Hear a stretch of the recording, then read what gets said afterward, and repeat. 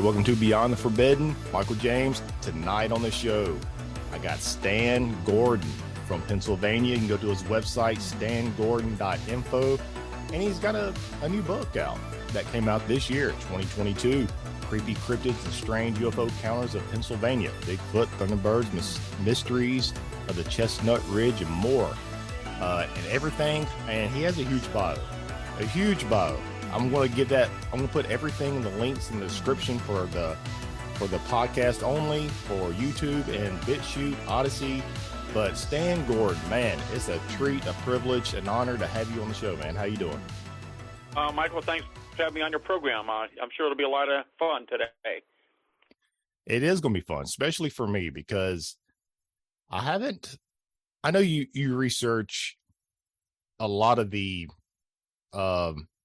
topics when it comes to our subgenres of the paranormal and UFOs, extraterrestrials, but you also go into the cryptids, the Bigfoot and other cryptid phenomena. And I haven't had a whole lot of researchers over the years that I have interviewed, and this is actually going to be a treat because you're like a mix of you pretty much cover it all instead of just one particular topic, like just UFOs, or you don't just cover just one particular case, you cover many cases. So this will be, like I said, this is a treat for me, but for everybody, Stan, I will give the full link of your bio and description, but just give a Cliff Notes version of like how far back, right at 60 years, you've been researching this, and what led you, I guess, to research like maybe UFOs, cryptids, Bigfoot. What was that spark? Did you have any encounters or some type of experience back then? Well, believe it or not, this year is 63 years of research for me. And interestingly, I've never personally seen a UFO or a Bigfoot. I've interviewed thousands of UFO witnesses and hundreds of Bigfoot witnesses and cryptid witnesses, many even in recent weeks and months have been occurring here in Pennsylvania. But I started in this as a 10-year-old kid in 1959. I was interested in science and electronics, and it just happened one evening to hear a radio show, and they were talking about unusual happenings. They were talking about everything from haunted houses to saucers to strange creatures, and I was a curious kid, and I wanted to know if these people were telling the truth or making these stories up. So I went to our local library, and I began to read all the books they had on the subject. I was 16 years old in 1965 when the incident happened near Kecksburg, Pennsylvania. I started documenting that story as the information was breaking on the news that day. And I started going out in the field in 1965 after that happened. And I've been out there ever since. And to give a little more background, in 1969, late 60s, there was a small research group in the Pittsburgh area. It was a small group of professionals. It was mainly some scientists and engineers, and some of these people worked at Westinghouse at the time, and they had a local UFO group. And I was the kid of the group, but I already had been involved in interviewing people for years and investigating reports, and I became a telephone sighting coordinator. That's actually where the late Stanton Friedman, the physicist, started in that group. Mm-hmm. And so anyhow, I stayed with that group till they shut down their operation. And in 1969, I decided to set up a hotline for the public to report UFO sightings. And as the information got out there, the telephone in my home was ringing day and night off the hook. And the public was calling in about not just UFOs, but anything unusual, from reports of Bigfoot sightings to strange creatures, to haunted houses, you name it, the calls were coming in. Well, it became apparent very quickly that I couldn't handle this on my own. So I decided I was going to try to organize a volunteer group of researchers to investigate the reports. So in 1970, I founded the first of three groups that for many years would investigate incidents. The first group was called the Westmoreland County UFO Study Group. It started here where I live in Greensburg, about 30 miles outside of Pittsburgh. The group was somewhat unique in that the majority of people involved were specialists. We had scientists and engineers and technicians and police officers and former military people, and all kind of amazing, the backgrounds of people were involved in. And many of the people, because of their positions, they were involved voluntarily, anonymously. And by 1973, we had extended the whole state of Pennsylvania. So we're getting all the reports, investigating, but we all have full-time jobs and families as well. But I had to set up where we could respond to cases 24 hours a day when we were able, which we did in many cases. And we were surprised that as 73 comes around that we're getting a lot of referrals now from the news media, from law enforcement across the state. And it was amazing. Reports were coming in. And then we were very lucky because here comes 1973. And first we had the biggest UFO outbreak ever documented. It went on all year long with hundreds and hundreds of UFO reports coming in across the state. And it was getting a lot of, back in those days, there was a lot of media coverage in the newspapers. So the local papers, some of the national papers, even some of the national news media picked up a lot of these cases that were going on. And my groups were out there investigating these things day and night. And then in the summer of 73, we had the biggest Bigfoot outbreak ever documented that went on to 1974. And it's a long, involved, interesting account, but I'll be glad to give you more details. But that's when we began to realize that some of these cases were highly unusual, and we were dealing with something that was much different than we had ever speculated about both UFOs and Bigfoot. And so, yeah, we can talk about some of those things. We've learned a lot about Bigfoot over the years because when I started in this, and I was investigating Bigfoot sightings in Pennsylvania in the 1960s, and my opinion was at that time, we're dealing with a type of unknown animal. There was a species of something out there science had never been able to confirm. Well, as things broke in the early 70s, and many, many instances since then now, we're realizing that Bigfoot is much, much stranger than an unknown animal. So why is it in the early 1970s, Stan, that a lot of the Bigfoot reports and sightings and also even UFO cases and other strange cryptids sightings, why did all this happen? It seemed like at once. And I may be asking you to speculate some, but after your years of research, your speculation is a lot better than any mine or other researcher speculation, just because the due diligent research you have done over the years. So what is it? What do you think that maybe some type of, I've heard portals, type of portal or something with the earth. I don't know, that allow these strange phenomena to, like, maybe to come here, maybe interdimensionally, or what does your gut tell you? Why in the 1970s did all this happen at once? And again, I wish we had the answers. There's so much we don't know. We've gotten a lot of data. We've learned a lot, but there's so much we just don't know. I don't think anybody has the answers, including the government. I've said before, I think they know a lot more than they're telling the public, but they don't have the answers themselves. But if you go back to 1973, and I'm sure a lot of your listeners who have been involved in UFO research will recall this, it was in the fall of 1973 that the United States experienced a major wave of UFO activity. It was very big, but that really peaked in the fall of 73. Here in Pennsylvania, it started in January. Started January 1st and continued all year long. And many of these UFO sightings, and let me put this right out there, right before, as we get started. When I started to go out in the field, one thing that became very apparent was, one, while many, many credible people report UFO sightings and Bigfoot and other phenomena, especially UFO sightings, many of these incidents initially sound strange or they look unusual, but when you take the time to properly investigate the reports, many are determined to be misidentifications. Many are determined to be either natural or man-made in origin. And even with Bigfoot, we've had misidentifications of large shaggy dogs, of a bear, of hunters and camouflage outfits. So, yeah, we can explain a lot of cases. So right away, a lot of things are explained. Then every year, we have incidents, including many this year, of incidents you could not easily explain away.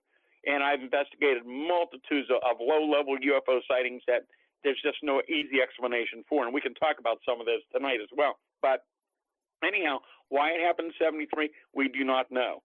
And, each year I get reports. My hotline's been active again for many, many years. All year long, reports come in here by way of email and phone. I can tell you it's been very busy. And all through last year, right through the fall and winter time of this year, which generally things quiet down, and actually there was an increase in low-level UFO incidents going on. And this activity has continued right through the last few days. It's been pretty much nonstop. So we're getting a lot of UFO sightings, even in daylight. Some of these are large objects seen low to the ground in some cases. We've had daylight Bigfoot sightings in recent months. We've had these giant Thunderbird reports that we've investigated for years in recent months. We've had Black Panther sightings. This is just some of the things we're dealing with all the time. These things are ongoing all the time. You don't hear about it in the news because 99% of the witnesses calling in want no publicity. And they come in from people from all walks of life, men, women, and children. Many of them are from very reputable people. Some hold very good positions. People call in from hunters to pilots to school teachers and medical people, the first responders and police officers. And these people don't want any publicity. In fact, so many of the witnesses I interview are people who would never believe that they saw what they saw until they had their own personal encounter. And as I said many times before, quite often it's something that affects their lives. It's a life-changing experience for many of these people. Is it just a UFO hotline, or is it a UFO encrypted and other phenomena hotline, Stan? Yes, I get calls on everything. I've been taking calls on everything for years and years. So people call about all kind of unusual things. Is it just in Pennsylvania or all over the United States? Why I ask, because I can leave that in the description also. Well, I mainly there is so much activity in Pennsylvania just alone all the time, and I'm in Pennsylvania, so I mainly focus on Pennsylvania cases. Yes, I get many reports from around the country. People call in or call to talk to me, and but yeah, it's mainly focused on Pennsylvania. But I'm always interested in hearing from people elsewhere also. So you was just talking about UFOs, man. And first off, you talk very fast, and I love that because that means you get to spill out a lot of information. I love that about you, Stan, because I've been following you for years. But with UFOs, how in Pennsylvania, these black triangles, or TR3Bs, have you, as of late, come across any? Because a lot of people say they're not really being spotted as of late.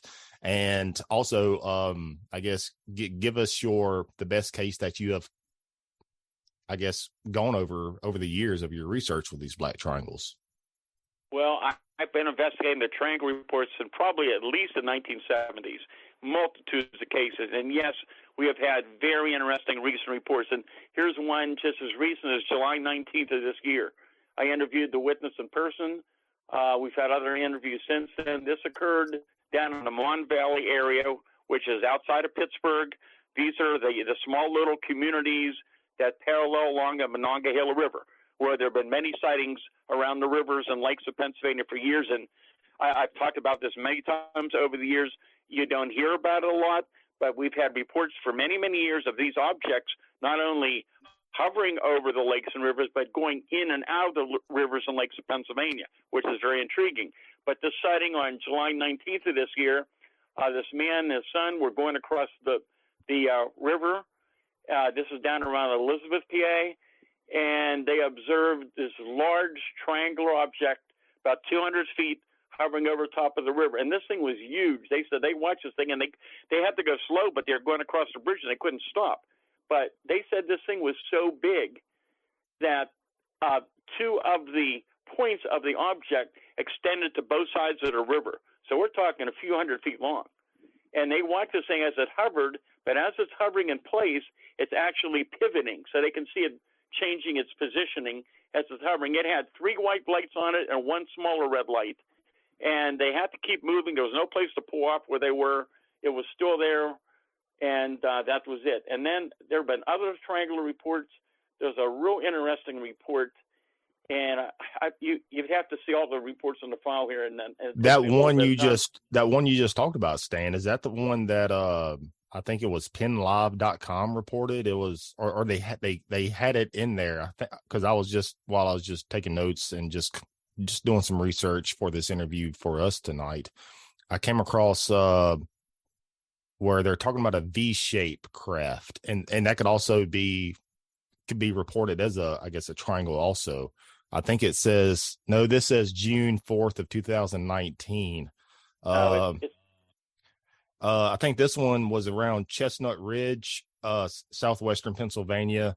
And I believe you stated in your book, hovering about 60 feet over the trees was a very strange looking object in the shape of a V. Explain a little bit about that. And this one is huge. I think 50 feet long. Yeah. Well, let me tell you about the Chestnut Ridge. The Chestnut Ridge is an area that I started investigating about 1969. It is probably one of the most active areas in the country for ongoing phenomena, including in recent weeks and even in daytime. Multitudes of UFO incidents. We'll talk more about what I call mini UFOs, which there's been a big increase in recent weeks and months of these smaller objects low to the ground coming very close to people. It's amazing stuff that's going on right now. The documentary was really good too, Stan, Invasion of Chestnut Ridge. I will give the link for everybody to watch that, and you appear in that. Very great documentary. Okay, thank you. So Chestnut Ridge, it's a mountain range that extends a little less than 100 miles. It goes through southwest Pennsylvania, through Westmoreland, Fayette, Indiana County, and extends down to a few miles outside of Morgantown, West Virginia, and Preston County. There have been sightings all along there. I can tell you the Westmoreland and Fayette side, county sides, is very active year after year. Probably one of the strangest areas over the years. I spent many days and nights with my teams investigating cases up there. I've never got to see one, a Bigfoot or a UFO. I saw a lot of evidence. We made casts of many footprints over the years. Interviewed many people, saw them up in that area. Sightings continue as recent as Mother's Day this year in the afternoon. A person was taking a walk, and within 50 feet of this person, an 8-foot-tall, huge Bigfoot came out of the woods. Never looked at this person. She saw it clearly from head to toe. Her dog just stopped and wouldn't move and didn't make a sound, wouldn't bark, and that's very significant. Animal responses very common with reports that even the most vicious dogs, when they're close to these creatures, they're just like paralyzed in fear. They generally won't bark. They cower. They shake. That's very common. But Chestnut Ridge is a very active area. There's been a lot of UFO activity around the ridge, again, even in recent weeks. But the sighting you're talking about, yeah, I remember it well. It was June 4th of 2019. So it was on the Youngstown side of the Chestnut Ridge. So if you're heading Route 30 eastbound out Lake Trove heading towards Ligonier, the Youngstown side would be on the right side of the highway. And it was that evening there were two people driving in the car up along the ridge when the passenger yelled out about some odd lights they were seeing in the sky. So the driver pulled the vehicle over, and she said she saw what appeared to be like a glass tube cylinder object among bright lights that seemed to be covered in smoke or haze. The cylinder appeared to be attached to a large V-shaped object with several rows of different colored lights. So the fellow pulls over, and they were amazed. And here's this object about 60 feet over top of the trees, kind of in a V shape, made up of numerous small rectangular-shaped lights. And the lights were glowing, but would brighten the dim at times. And there were about 50 lights, they estimated. The object is about 40, 50 feet in length. And above the smaller lights were four larger round lights that were strobing orange, blue, red, and green. So not your normal navigational lighting. And the brightness of these objects were pale in comparison to the smaller rectangular lights. And the guy who was driving the car, he lowered his window, and he said the thing was completely silent. They just couldn't believe there's this thing hovering like this, is making no sound. And as they're sitting there in the car, he told me that the electrical system of the car was having like a seizure. He said the radio was on at the time. However, they began to hear these odd clicking sounds from inside the object, but they couldn't tell where the clicking sounds were coming from. And he noticed that the dash lights were dimming on and off to the same pattern as the clicking sound. And he was having trouble with cell phone at the time as well. They became pretty unnerved. And it was still hovering there, and they decided to leave. And they're going down, they're about 30 seconds away, going about 30 miles an hour down the road. And suddenly, and this guy's been hunting for years, he's an outdoorsman, he said, animals started just running out of the woods, like something was scaring them from that area. He said a deer ran out of the woods, then another deer came out of the woods and just stopped and looked dazed and confused at them. Then a bird hit the car. And odd things were going on, and it was a very interesting account. So over the years, yes, we have cases of various types of electromagnetic effects, which are really intriguing. In some cases, they're even much closer and lower level, and I can tell you about some of those as well. So what is it about Chestnut Ridge, has there been enough? I'm sure there's been scientific research also, maybe possibly backed by academia, but has there been enough research to possibly give us some type of answers and truth to these strange things that happen along the ridge? Well, different people have looked into it, but we've never been able to find anything in particular. Yeah, there are certain areas up there where it's not every single place along the ridge, but many on the ridge and areas that parallel along the ridge. And why it goes on, why for that area, we don't know. But also, here's what I found out. Of the people I've interviewed and the reports that come in, people can be at the right place at the right time and just have a UFO sighting or a Bigfoot encounter or some other strange encounter. But there are some specific areas over the years, and we're aware of some right now in Pennsylvania, and we're not talking just on the ridge now, we're talking other areas, that whatever we're dealing with, this phenomena seems to focus on, it seems to target. Some of these places have a long history of unusual incidents, from paranormal events to apparitions, Bigfoot sightings, creature sightings, Black Panther sightings, these small orbs of light, screams and howls and footprints and all kind of strange things have been going on for years and years. There's one area right now that's very active here in Southwest PA that's being investigated. And it's just amazing stuff what's happening. And why it's going on, we don't know. The pattern I found years ago is that many close-range, low-level UFO encounters, and many encounters with Bigfoot and other cryptids. So when we talk about cryptids, we're talking about other creatures that the public reports, but science has never confirmed existing. So Bigfoot would be a cryptid as of right now. And so in those areas, they're commonly attracted to energy sources, such as high-tension power lines, power plants, bodies of water, radio towers, communication towers, gas wells, gas lines. Let me think what else. Anything like that. It's railroad tracks. So there's no doubt in my mind that whatever we're dealing with, there's some type of energy connection associated with it. And, again, as I mentioned to you earlier, I had always thought initially when I got in the field, we're dealing with an unknown animal. Well, during that wave of 73, that's when things began to get very strange. And I had a lot of skeptical scientific people in my research groups, I can tell you. But some of these folks, the men and women, spent years out in the field investigating these cases, and they began to see what I saw. They began to interview the witnesses. They saw their testimony. They saw their emotional responses. They saw the animal reactions. They saw the physical evidence at times. We began to see the patterns, and we all began to realize something is happening here. We just don't understand it. So one of the first things – yeah, go ahead. Well, you just brought up energy. There's some type of energy something that's related to this, and I actually jotted this down for this as with notes for this interview. Also, Stan, Pennsylvania, and I'm sure you know this, is this actually off of Google. You type in how many nuclear facilities in Pennsylvania. Pennsylvania is the second largest nuclear capacity state in the nation and is home to 9 nuclear reactors at 5 nuclear power plants.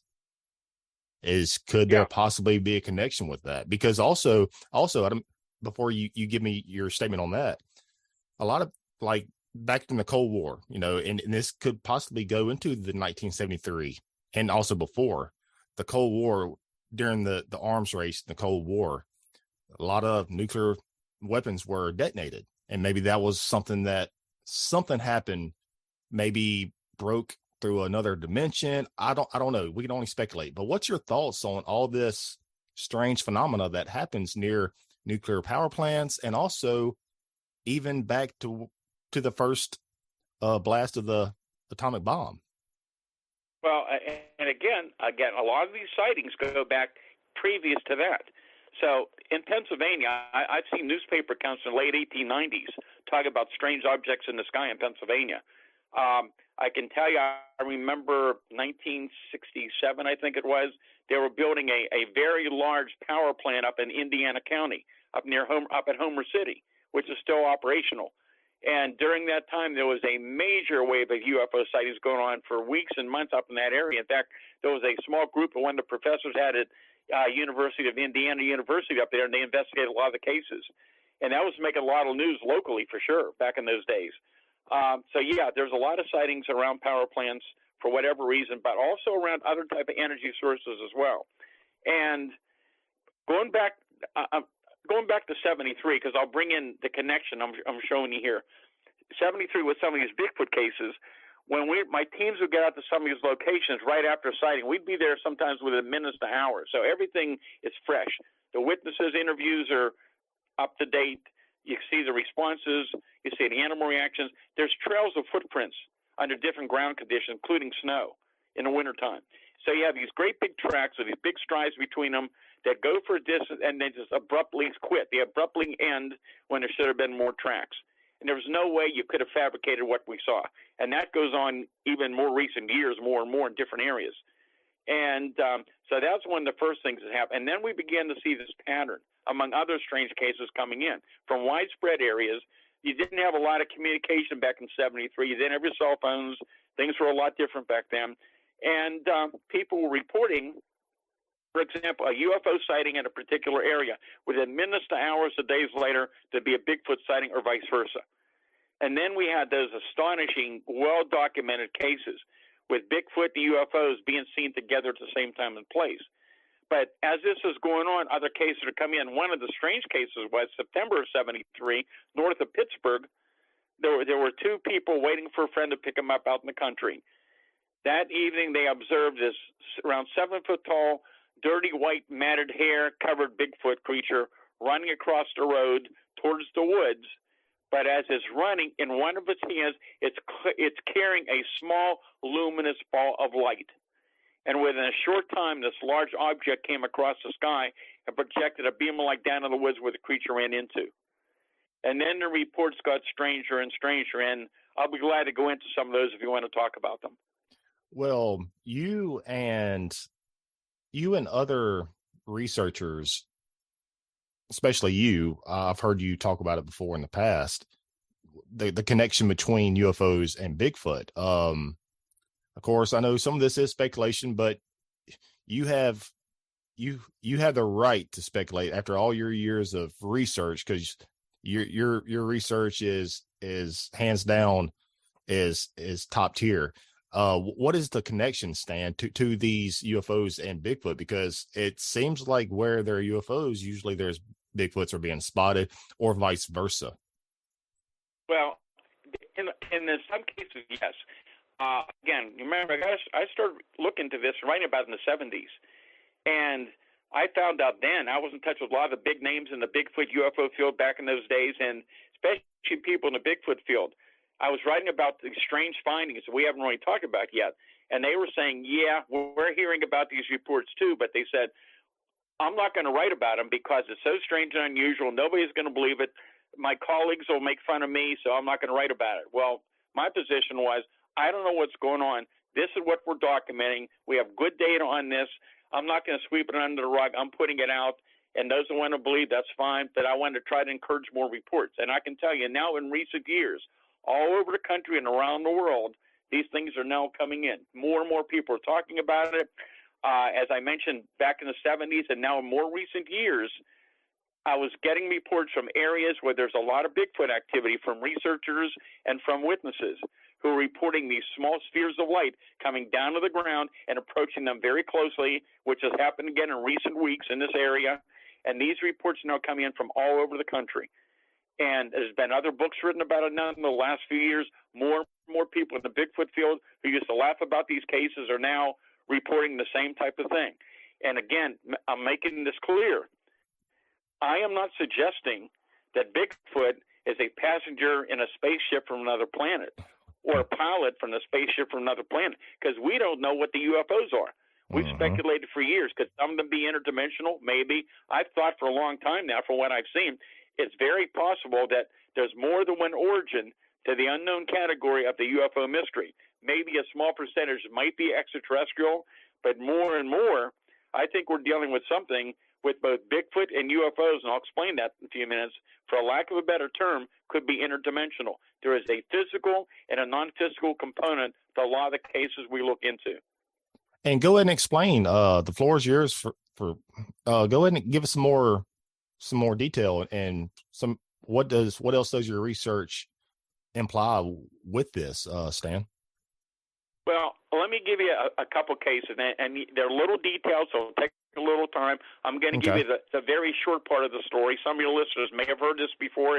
This case has been well documented. It's been out there probably around the world. Many people know about it. It's probably one of the strangest cases ever investigated. I remember it very well. It was October 25th, 1973, during that major wave here in Pennsylvania. Mm-hmm. There were many calls coming in on my hotline during that 24 hours of UFO sightings over widespread areas. I go into great detail about this in my Silent Invasion book. I think you may have read it. Mm-hmm. And anyhow, I got a call from a state trooper from the Uniontown Barracks up in Fayette County. And again, Fayette County, very active, many areas, especially along the Chestnut Ridge. He had just came back from this incident he had investigated. He was of the opinion that there may well be something still going on, something unusual still going on this farm where this had taken place. Asked me to send my team up as soon as possible to get up there to investigate it. And we did. It was late evening, but I got a team together. We got our radiation meters. We got our other equipment, our radios and other equipment. We found our way up to Fayette County. We spent pretty much the whole night there. Probably one of the strangest cases, again, I've ever been involved in personally. It involved around 9 o'clock that night, about 15 witnesses in a rural area. They're observing this huge barn-sized round object, red in color, about 100 feet off the ground, hovering and slowly moving down towards the farm, towards the pasture. And I always focus on the fact it was the farmer's son, so he'd be the adult in this group I'm going to talk about now with 3 people. That as he's driving down the farm road towards the farm, he sees this object in the sky and people standing outside watching this thing. So he goes to a neighbor's house where she got a better view, and there were 2 neighbor boys there, young fellows, and they are all watching this thing. It looks like it's landing on his dad's property. So they wanted to go up and see what this thing was. So they decided they would, and they went over to his dad's farm, and he obtained a .30-06 and a handful of ammunition. And it wasn't until later that he realized that in the handful of ammunition, he had 2 tracer bullets. So you just get that luminous trail when you fire those bullets. Mm-hmm. And as they're riding down that farm road that evening, the dogs around the area are carrying on terribly. They hear these baby crying sounds, and they hear this high-pitched whining noise. As they get closer, they get to the area. They stop their vehicle. They leave the headlights on and angle it so they can see their path going up the hill towards the pasture. And they're noticing that it looks like something's draining the power of the headlights because they had never seen that before. So anyhow, as they're walking up the hill, they finally make it to the top, and they're standing there looking across, and there in the pasture, about 250 feet away, is this huge white luminous object on the ground or right above it.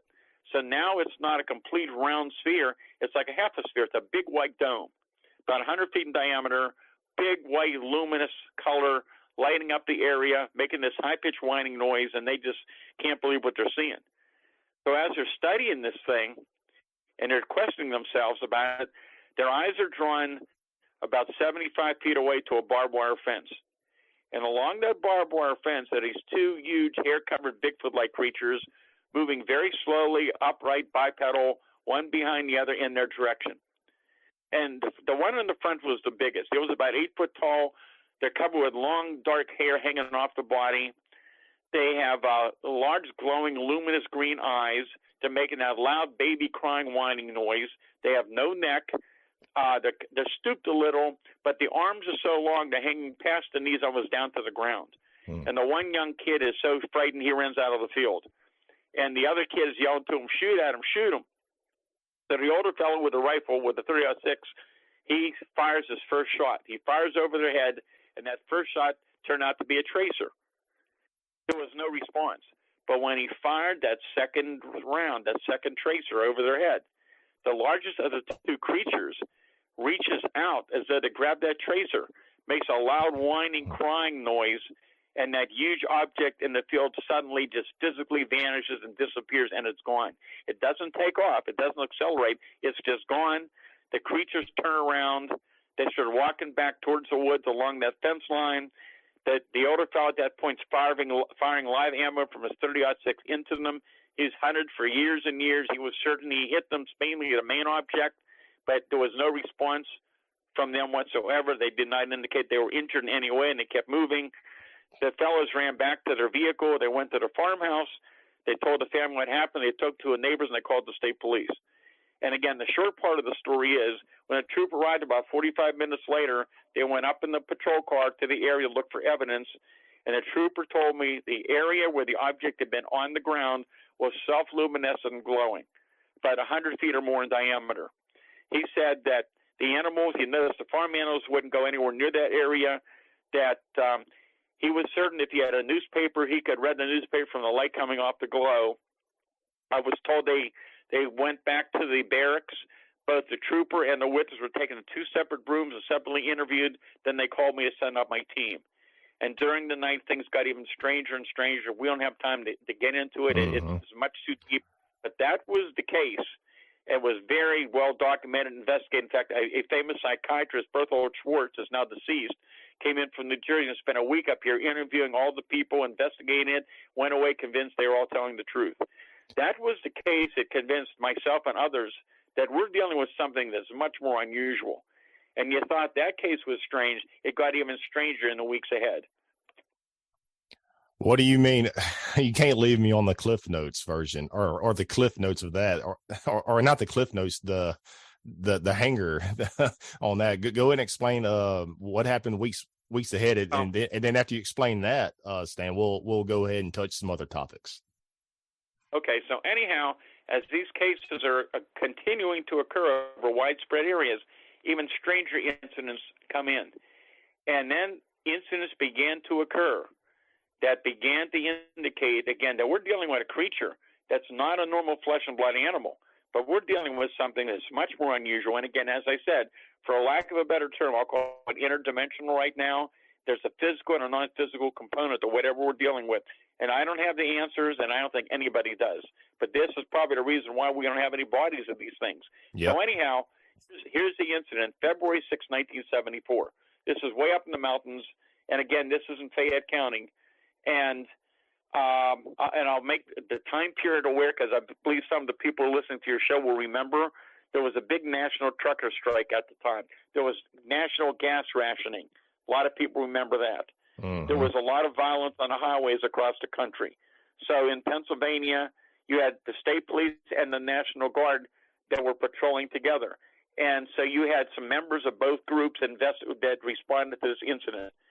I wasn't able to get up to the scene to the next morning because I couldn't get gas where I lived. Anyhow, about 9 o'clock it wasn't later that evening, I believe, a woman was sitting in her cabin home deep in the mountains. She lived there all her life. And she heard this commotion on her front porch.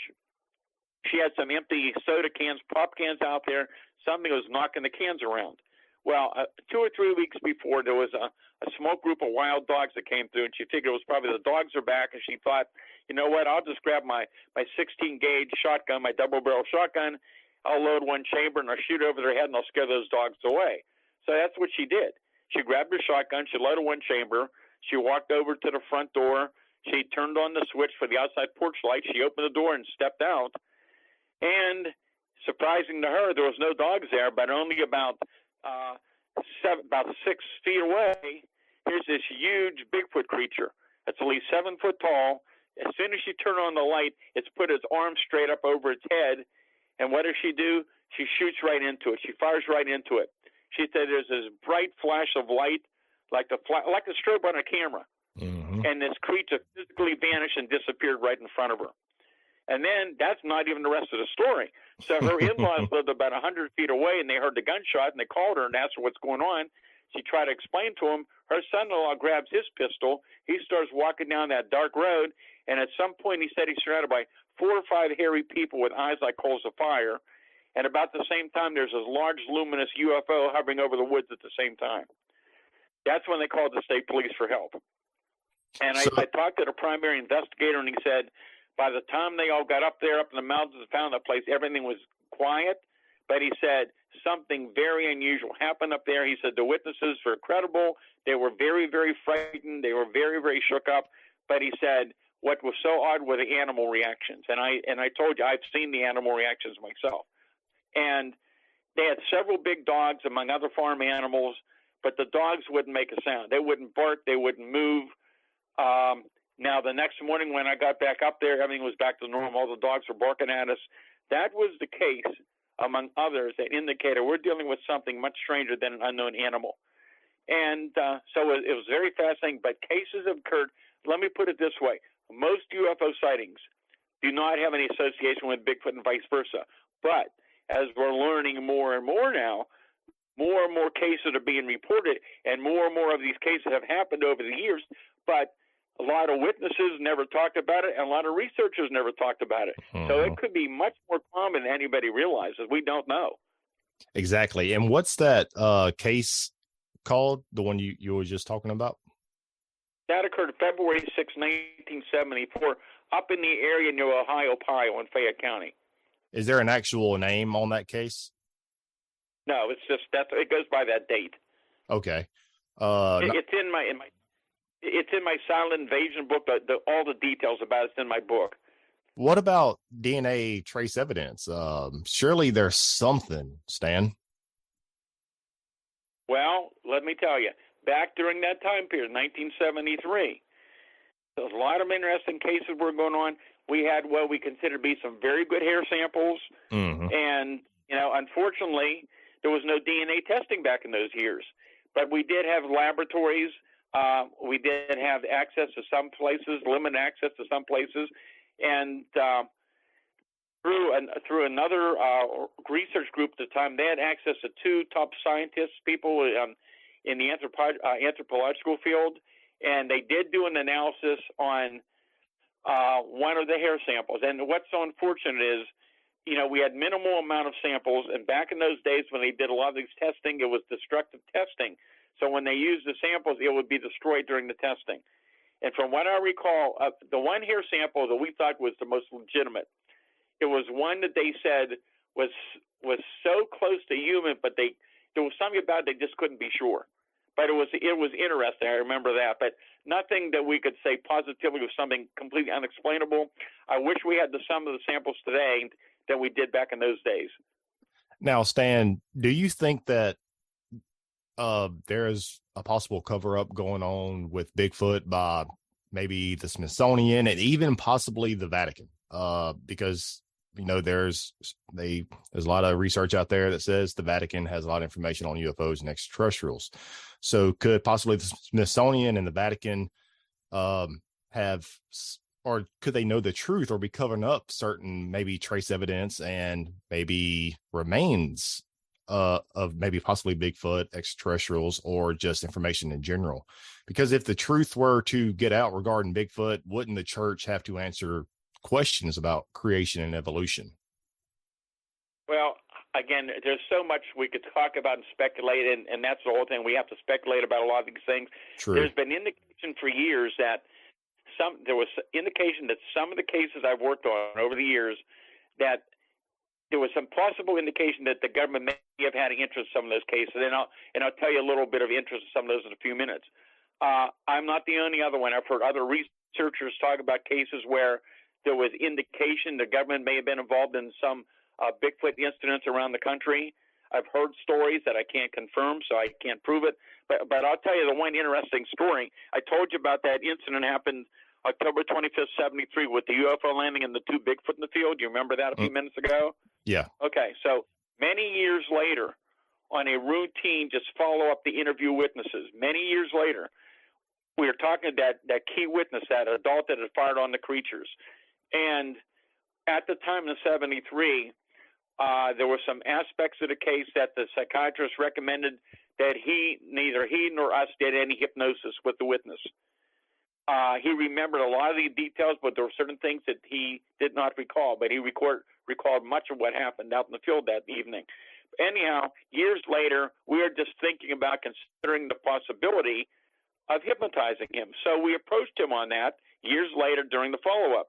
And we asked him about it, and he looked at my research associate and myself very strange and said, "Why do you want to hypnotize me again?" And we were looking like, well, what are you talking about? He said, well, he said, remember back when that happened, 73, he said, your teams were up here all the time. People were interviewing me all the time. And he said, these two fellows showed up. And he said, I always thought that they were somehow connected with you. But he said, one of these guys was in a dark suit. Men in the black. other guy was in an the other guy was in an Air Force uniform with a briefcase. And they wanted him to tell all the details that he could remember about the Bigfoot he saw, the UFO he saw. And surprisingly, after they interviewed him, the Air Force officer opened up his briefcase and pulled out pictures about UFOs and Bigfoot. And they wanted him to look at the pictures and tell them then which ones looked similar to what he saw. And then afterwards, they apparently did hypnotize him. They thanked him very much. They said they believed the story, that they would be in touch. And, of course, he never heard from him again.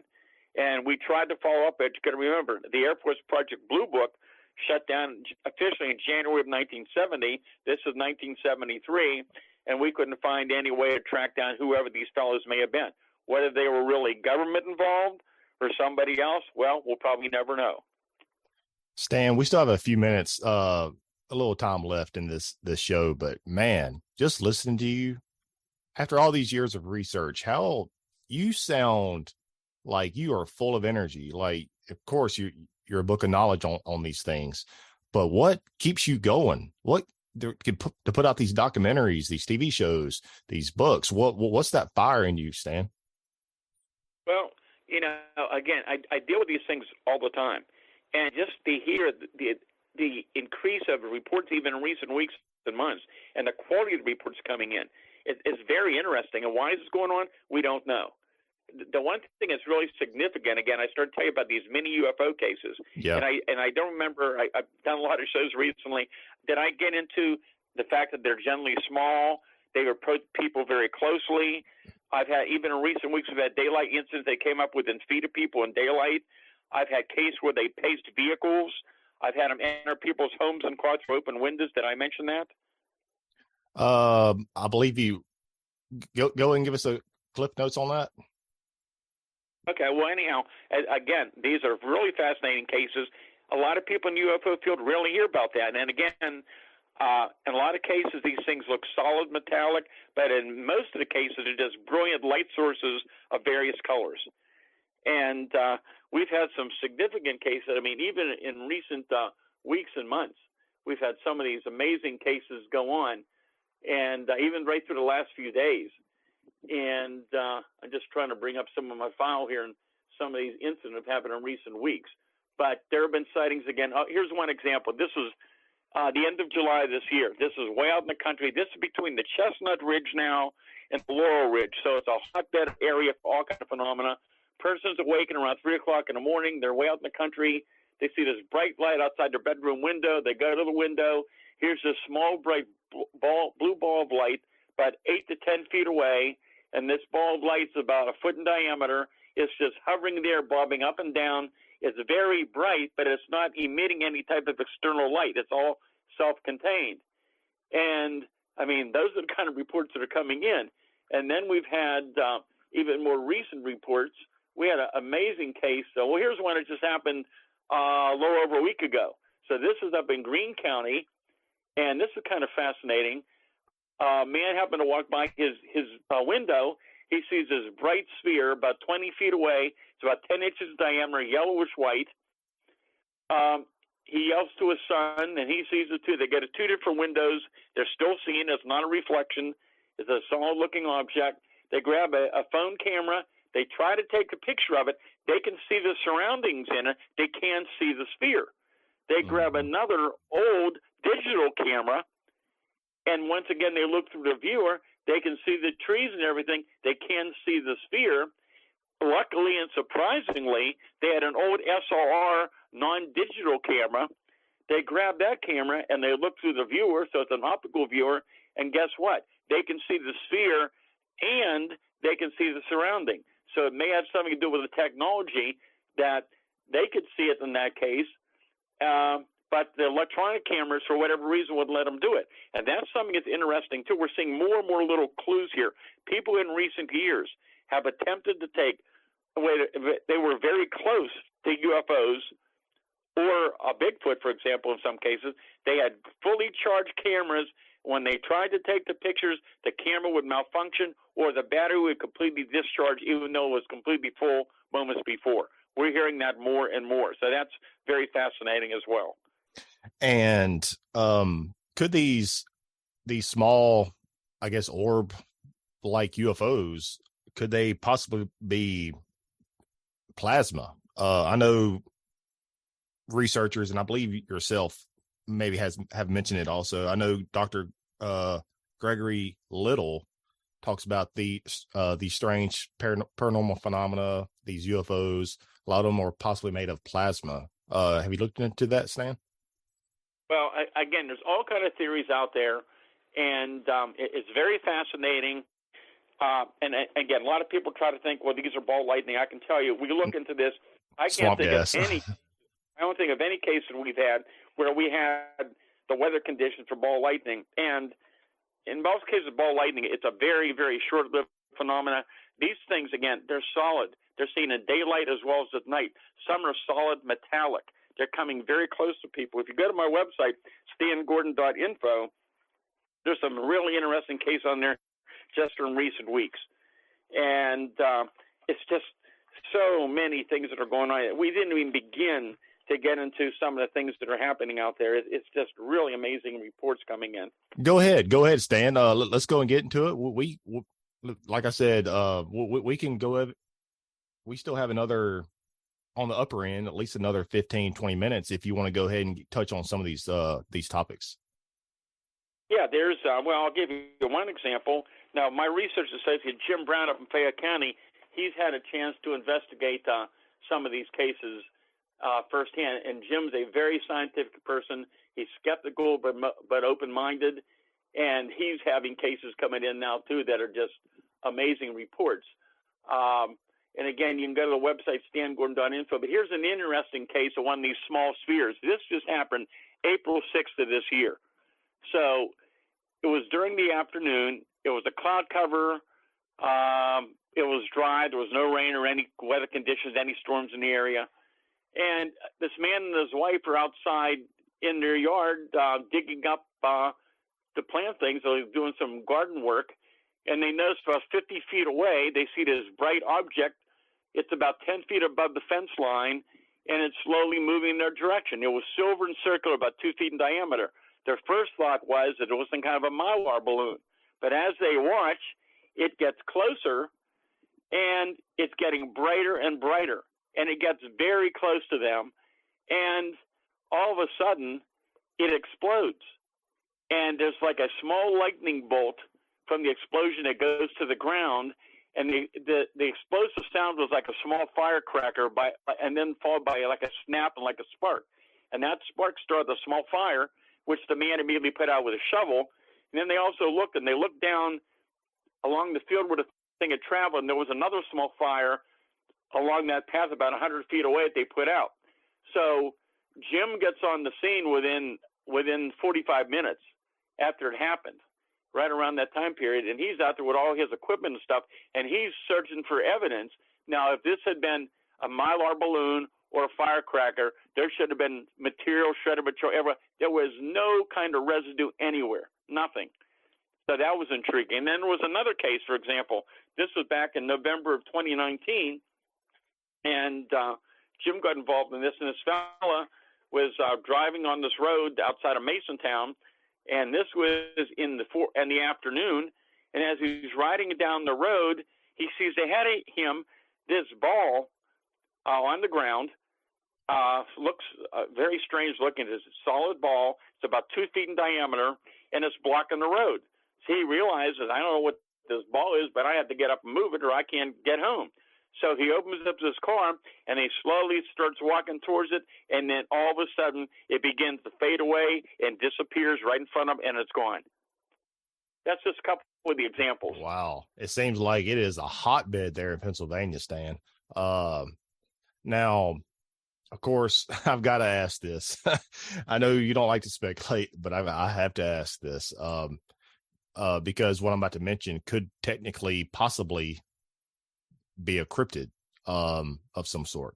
But is it possible, Stan, that the so-called shapeshifters or even reptilian shapeshifters is some type of maybe demonic interdimensional cryptid that goes beyond our five senses and takes over one's body, almost like a possession? Just like in the movie They Live, we can't see it because we don't have the visual frequency bandwidth that these entities are on. Have you had any cases that maybe you can elaborate on that, and or do you have any cases of possibly shapeshifters or because I think that if this shape-shifting phenomena is real, Stan, maybe that's something that we can't see beyond our five senses, beyond this our visual spectrum. Maybe it is some type of interdimensional cryptid. Who knows? Well, again, it's so complex. I said years ago, the phenomenon is so strange it protects itself. It is so strange and so unusual. And have I heard those reports? Yes. Have I talked to people who have sworn they have seen a creature turn into another creature? Yes. I've had people who have followed unusual footprints to see them physically change into another footprint. Again, there's so much we didn't get into today that I've uncovered with Bigfoot stuff. So in some of the Bigfoot cases we have, they look physically solid. But there's other cases where people will tell me they're riding down the road, suddenly out of nowhere, this huge hair-covered creature suddenly appears out of nowhere. It just appears. They see it for a short distance, and then it vanishes and disappears. In some cases, the body is not always completely solid. Sometimes part of the body is, sometimes it's kind of out of focus, it's misty, it's foggy looking. Sometimes people can just see the outline of this big, broad-shouldered creature. I had a case like this a few years ago.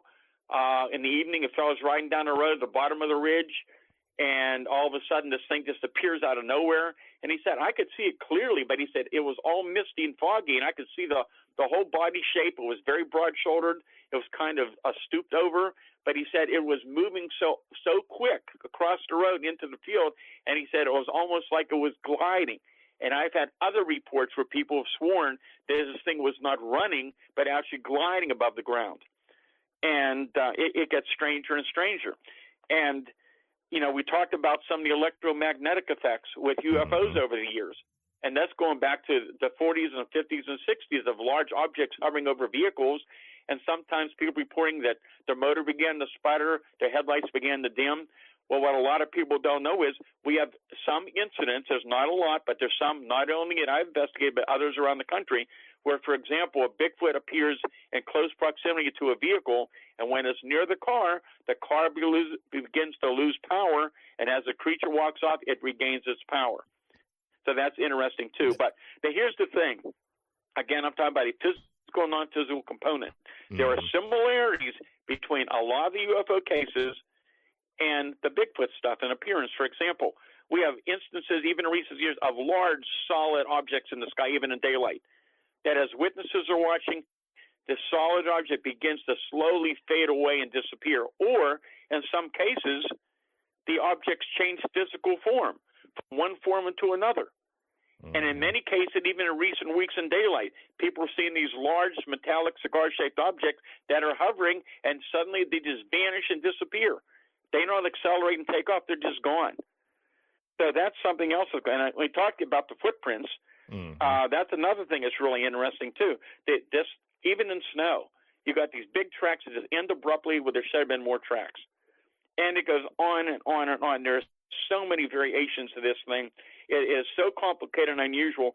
But, if you only had one or two reports, but when you have so many people who don't know each other from over the years telling you similar accounts, they give you those little details. Many of these people, like hunters I interview, even in the last couple of weeks, some of the people I've talked to, they have just been, what they experienced was overwhelming. And I think you asked me about the effects on some people. Yes, some people have been very close to these creatures, and some people felt differently. Some people had this overpowering fear or panic to them at the time.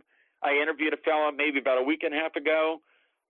He didn't even know that his neighbors out in this country area have been reporting weird things in recent weeks too. And I can't tell you what this person's position is, but he's the kind of guy that shouldn't be frightened easily. And he told me he's been hunting for years and years. And when he walked his dog early morning hours in the last week or two, he said for the first time he had this overpowering fear that just frightened him terribly. And his dog at the same time became very frightened, had the tail between his legs, and these strange, weird sounds started coming out of the woods. There are things going on out there that are very, very unusual, I can tell you. Out of all the things that you have looked into and researched over the years, which one, what strikes your curiosity the most? UFOs, extraterrestrials, Bigfoot, other cryptids. Which one strikes that curiosity in Stan Gordon the most? Oh boy! If you had to put a finger on one. I think probably the most interesting thing I did was the Bigfoot phenomena right now. I mean, I do UFO stuff all the time. That's the primary anomaly I deal with. But again, when I got involved in all these cases back in the 70s, I wasn't going out looking for any of this. But as you're out in the field and you begin to interview people, and these people reluctantly begin to bring up that, well, there was something else I saw, there's something else that happened, we've had strange things going on. Well, over the years and years, when you start talking to so many people who don't know each other and they're telling you similar things, well, you got to pay attention to it. And then you begin to see the patterns over the years. And there is no doubt that something very strange is going on. Again, whether it's extraterrestrial, which I think maybe a small percentage might be, but I think we're dealing with something that comes in and out of our reality. It leaves evidence at time, and then it's gone. It comes and it goes. As weird as it sounds, and again, it's not just my cases. There are many other credible researchers out there, some which are well-known out there, that are talking about it now, that they've interviewed people where objects have changed different form, the creatures have changed into different form. And here's another thing that's interesting. You rarely hear about this, but sometimes Bigfoot is accompanied by another cryptid. They're together. It's just, there's so much going on out there. It's just amazing. Before we last question, Stan, I've heard you mention the stingray before, and I've heard you mention that before. And you know what dawned on me whenever you mentioned the stingray, either, I don't know if it's a UFO or some type of cryptid. But what dawned on me a few days ago, I watched the movie Nope. And spoiler alert, close your ears or just turn it down for a second. But anyways, the craft, to me, it was a living entity. It was a living, I guess you could say, UFO type cryptid. And it reminded me the underbelly of the craft, or if it was, I don't think it was a physical nuts and bolts craft. I really believe it. It to me, it looked like it was a living thing. And it reminded me underneath, when I was watching the movie a few days ago, of a stingray. And I've heard you mention the stingray before in other interviews. Give the audience a little bit of information on that. And is there anything new about that? I don't get a lot of reports like that. I think you may be referring to, I don't have the case right here in front of me, but it happened last year. We were getting some Thunderbird sightings in the area, which we have for years. The Thunderbird is another anomaly that I've been dealing with for years and years. And Pennsylvania's had reports of these huge flying creatures for years and years. But again, they're reported all over the country as well. And a lot of the Thunderbird reports, well, under the subject of Thunderbird, there's different categories that I've looked into. I've written about these things and interviewed many people who've seen these things. And some of them just look like huge overgrown birds, like an overgrown turkey vulture, generally dark brown or black in color. But we're talking a wingspan of 10 to 20 feet or more. And as I've also mentioned often, it's very difficult to judge altitude and size with UFOs. Mm-hmm. It's the same with these huge flying creatures. But interestingly, just as with UFO cases, we have instances where these creatures, these huge flying winged creatures, are very low off the ground or actually on the ground. So we've had instances where they've been on a road and they blocked the car. They were standing on the road eating roadkill with their wings unfolded. And I remember one case was really interesting. This was, I think, about 2007, I think it was. And this was neighboring West Virginia. Early morning, so it's daylight, and this fellow's riding down a 2-lane rural road, and he had to hit his brakes really hard because here's this huge, giant bird-like thing blocking the road in front of him. It's as tall as his vehicle, maybe a little taller. It's over 4 feet tall, and its wings are outstretched. This thing is hopping from one leg to the other, flapping its wings, trying to get off the ground while it's eating this roadkill.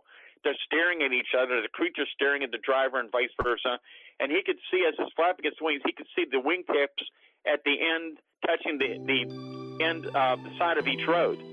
And he could see dust and dirt going up as it's flapping, and the thing finally gets off the ground. Well, this guy was so intrigued, he went back to the area the next day, measured it. It was 21 feet across. Wow. I guess, but I guess we can leave it off right there, Stan.